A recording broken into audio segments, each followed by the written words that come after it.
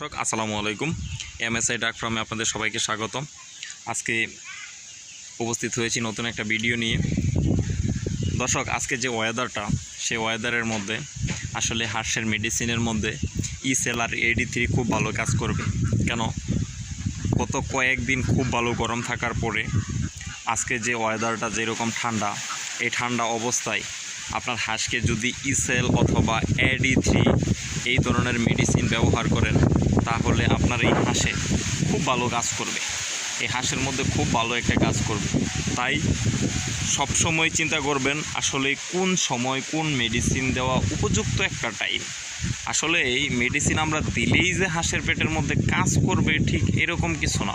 আপনি যদি গরমের মধ্যে ভিটামিন জাতীয় অথবা হিট যে মেডিসিনগুলো আছে সেই মেডিসিনগুলো প্রয়োগ করেন, তাহলে আপনার হিতে বিপরীত হবে।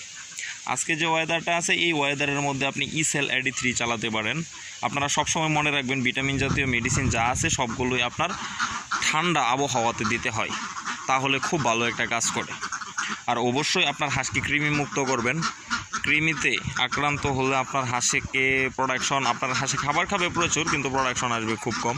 অন্যান্য মেডিসিনে খুব কাজ কম করবে এবং কি প্রোডাকশন রেটটা কমে যাবে। আর বড় কথা হচ্ছে আপনারা যারা আবদ্ধ অবস্থায় হাঁস পালন করেন, তাদের একটা বিষয় মাথায় রাখতে হবে, আপনারা যারা গোসলের জন্য একটা ব্যবস্থা রাখছেন, সেটা যেন হয় হয়তোবা একটা হাউস, নতুবা গোসলের জন্য পুকুরের মধ্যে এরিয়া করা একটা সাইট।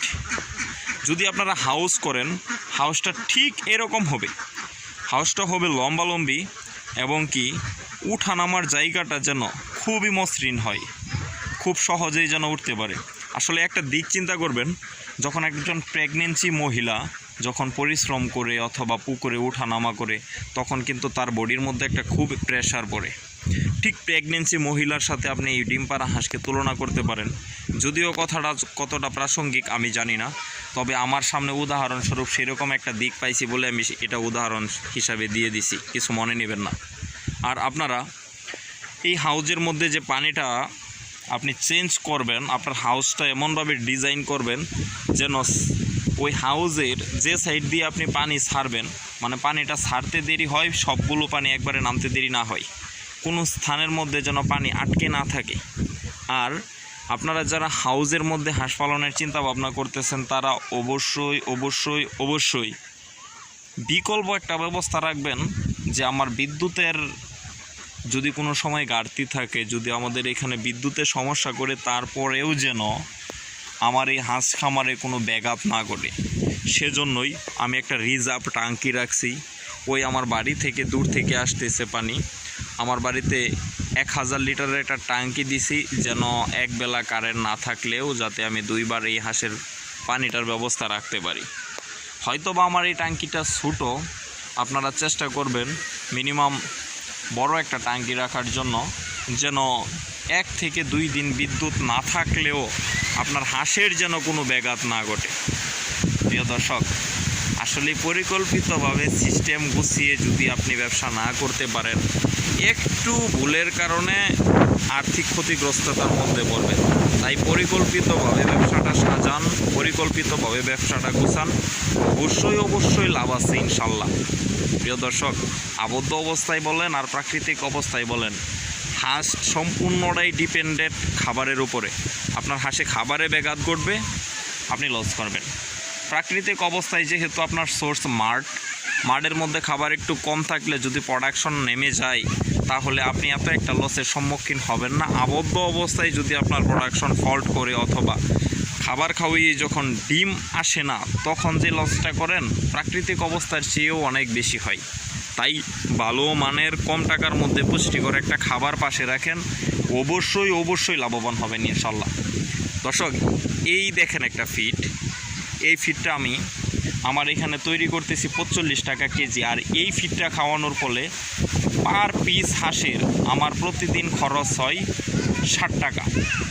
পার পিস হাঁসে প্রতিদিন খরচ হয় 60 টাকা। আর আমার একটা ডিম বিক্রি করি আমি 15 টাকা, যদি আমার 80% প্রোডাকশন থাকে। আর আমার খামারের মধ্যে 80% প্রোডাকশন থাকে সবসময় ইনশাল্লাহ, যদি আমার হাঁসের কোনো সমস্যা না হয়, যদি অসুস্থতায় না থাকে, পরিবেশজনিত যদি কোনো সমস্যা না থাকে, আমার হাঁসের সবসময় 80% প্রোডাকশন থাকে। হ্যাঁ, হয়তো বা এমন হইতে পারে যে একটু কোনো ওয়েদারের কারণে, একটু আবহাওয়াজনিত কারণে, একটু পরিবেশগত কারণে আপনার 5-10% প্রোডাকশন কমে গেছে, সেটা আপনার মানতে হবে। কিন্তু আমার খামারে 80% প্রোডাকশন থাকে সবসময় এভারেজে। এই খাবারটা যতদিন পর্যন্ত আমি ব্যবহার করে আসছি ততদিন পর্যন্ত আল্লাহর রহমতে আমার পিস পাতাঘাতে হয় নাই। এরকম একটা খাবারের ব্যবস্থা করেন, লাভবান ইনশাল্লাহ আপনি হবেন। কেন, প্রকৃতির নিয়মের বাহিরে কোনো কিছু চলতে পারে না। ভালো মানের একটা খাবার দিলে হাঁস অবশ্যই আপনাকে একটা ডিম দিতে বাধ্য। আর যদি আপনি অল্প করে খাবার দেন এবং কি দান দেন, গম দেন, তাহলে আপনার হাঁস আপনি নিশ্চিত থাকেন লং জার্নিতে আপনি কখনো যেতে পারবেন না, অবশ্যই লস করবেন। যদি এরকম একটা খাবারের ব্যবস্থাপনা আপনার এখানে না থাকে তাহলে আমি আপনাকে সহযোগিতা করব। টাইটেলে দেওয়া নাম্বারে আপনি আমাকে ফোন দেন। আমার কোনো লাভের দরকার নাই। আমি দীর্ঘ 2 বছর যে পরিমাণ লস করছি আমি এটা খুব ভালোভাবে জানি। ভাই, আপনারা যারা লস করতেছেন হাঁস খামারের মধ্যে, এইভাবে ব্যবসা করবেন না। হয়তোবা ব্যবসা ভালোভাবে আঁকড়াইয়া ধরেন, নতুবা এটা ছেড়ে দেন। লস করার কোনো যৌক্তিকতা নাই। কেন, আর্থিকভাবে যদি আপনি লস করেন সেটা আপনার ভিতরে থাকবে না, সেটা আপনার ফ্যামিলির উপরেও পড়বে। তাই সবাইকে কষ্ট না দিয়ে ব্যবসাটা শক্ত করে ধরেন, ভালো মানের একটা খাবারের ব্যবস্থাপনা করেন, কম টাকার মধ্যে ভালো মানের একটা পুষ্টিকর খাবার দেন। আসে ডিম দিতে বাধ্য ইনশাল্লাহ। এখন ডিমের বাজার মূল্য 1550 টাকা দর, 15 টাকা পিস, 15.5 টাকা পিস। আর এই ডিম ইনশাল্লাহ আমি আশা রাখতেছি শীতের মধ্যে বিক্রি করব 18 টাকার মতো, কারণ গত শীতে আমি ডিম বিক্রি করছি 17 টাকা পিস, 1700 টাকা দর।